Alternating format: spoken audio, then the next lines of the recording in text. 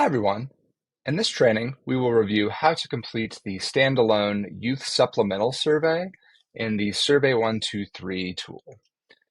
This survey is just like the point in time count survey that we created in Survey 123, with the main difference being that this one should be collected for young adults under the ages of 25 who are not in those sheltered locations, meaning emergency shelters, transitional housing, or safe havens, as you should use the point in time or PIT count sheltered survey for youth in those living situations. So just like with the PIT sheltered survey, which we have another training video for, when you load up the link, you'll be able to collect this information in your browser, whether that's on your laptop, computer, or mobile device. Or you can use the Survey 123 field app. I go into this in a little bit more detail in the overall point in time count training that we recorded. But really, the browser is the preferred method as long as you have a solid cell signal or Wi-Fi. And the field app is better if you might not have a great internet connection, as you can use it in offline mode as long as you download the app and the survey ahead of time. So with that being said, let's hop in and open up the Standalone Youth Supplemental Survey in our browser. And it looks just like the point in time count survey. We do have a little bit of language here at the top explaining when you should be using this survey and have a link over to the point in time survey for those sheltered youth if needed. So I'm going to go ahead and click next. I also will note you're welcome to practice using this survey through January 29th, entering fake data, getting used to it. But we'd ask that on the day of the point in time count on January 30th, that you please only enter real and valid data about the youth that you are collecting information for. So I'll click next.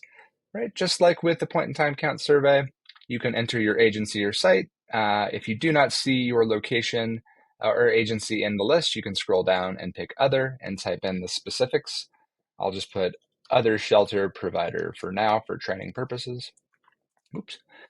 Then same with program. If it's applicable, you can put that information in here. I'll just put test for now. Same with city. I'll just put test. For county, I'm just going to pick one randomly. There's a pick list for every county in the balance of state that's available. We ask for the volunteer's first name that's collecting this, or first initial that's collecting this information, and last name and then their email. And we ask for this in case we have questions or need to follow up about any survey data. So you do need to enter a valid email there for the volunteer. I'll click next. Same as with the PIT, right? We're asking the same questions in order to generate those unique IDs, which we need to deduplicate at the end.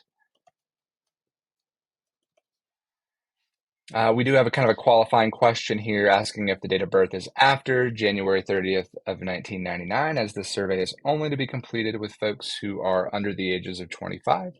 So if the answer is no, we'd ask you to please stop the survey and thank them for their time. Otherwise, you'd click yes and keep going. I'm going to skip over all these. I went over these questions a little bit more in the PIT training, and then our colleagues at DOLA recorded those trainings as well that we will link to in the description of this video. You can add a second family member if you need to. I'm going to skip over that for training purposes today. And then we load right into the youth supplemental survey. So we'd ask you to enter that unique identifier again, just so we can link details in case there are multiple household members you're collecting information for, or multiple youth supplemental surveys you're collecting for the same household. I'm skipping over all of these details. These will be gone over by the youth providers.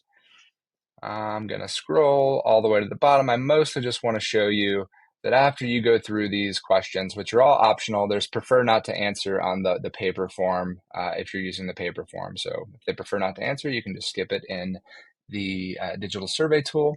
We did add the ability to collect another youth supplemental survey response for an additional young person that might be in the household. So if you click yes, you'll go on and you'll be able to do the exact same process in the survey for that next household member. And there are additional options at the bottom to keep going if there are more than, if it's a multi-member household where the youth supplemental survey might need to be collected for multiple people. So hopefully that all makes sense. If you have any questions, please reach out to our team here at DOLA and we'd be happy to help.